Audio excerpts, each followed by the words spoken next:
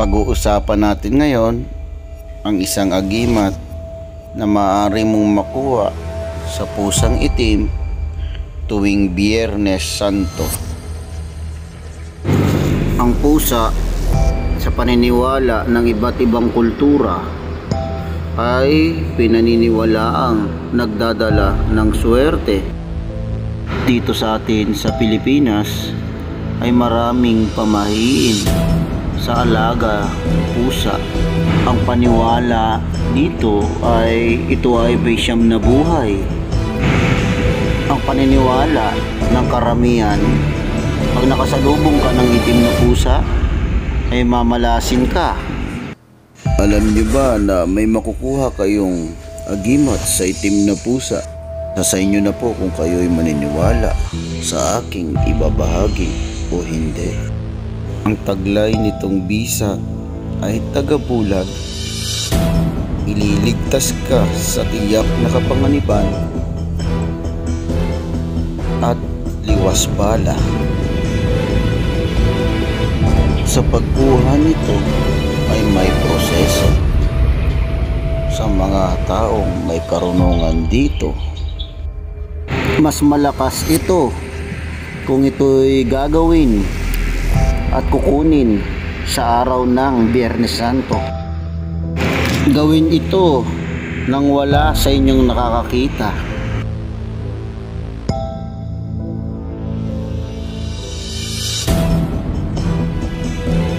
Buo dapat ang inyong loob sapagkat ito'y hindi makatarungan, sapagkat ang gagawin nyo ay ililibing ang pusa ng buhay. Kailangan purong itim na pusa. Sa 10 oras ng gabi, araw ng Biyernes Santo, gawin ang mga sumusunod. Ilagay ang pusa sa maliit na sako at talian ito. Pagkatapos, ilagay ito sa palayok. Ilibing ang pusa sa lalim na lagpas hanggang tuhod. Pagkatapos, ito'y tabunan. Sugatan ang inyong daliri at patakan ng isang patak ng dugo. Maganda din kung maibabaw nito sa may krus na daan o sa sementeryo. Mas malakas din ito kung may babaon mo ito doon sa lugar na hindi abot ng tunog ng kampana ng simbahan.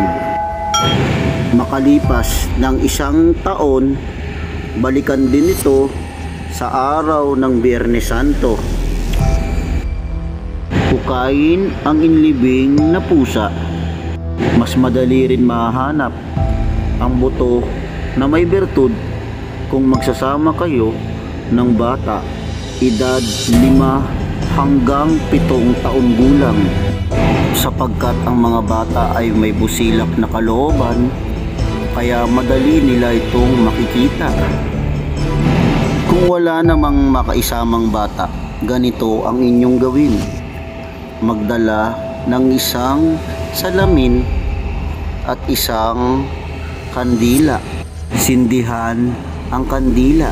Kumuha ng isang buto. Dasal muna ng isang Ama Namin. Pagkatapos, magdasal ng isang sumasampalataya at tumigil hanggang sa ikawawala. Ihipan ang buto at tumingin sa salamin.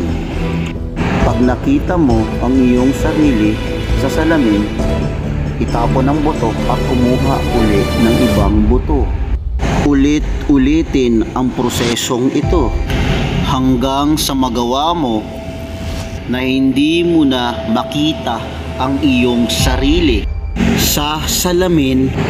Pag nangyari ito, kung ano ang hawak mong buto ay siyang ang iyong itatago, sapagkat iyon ang may bertud. Pag maliit ang buto ay pwede itong isubo at lunukin. Pag matanda na kayo at pag mamamatay na, pwede na itong isalin. Pag malaki ang buto, ay pwede itong ibalot sa tela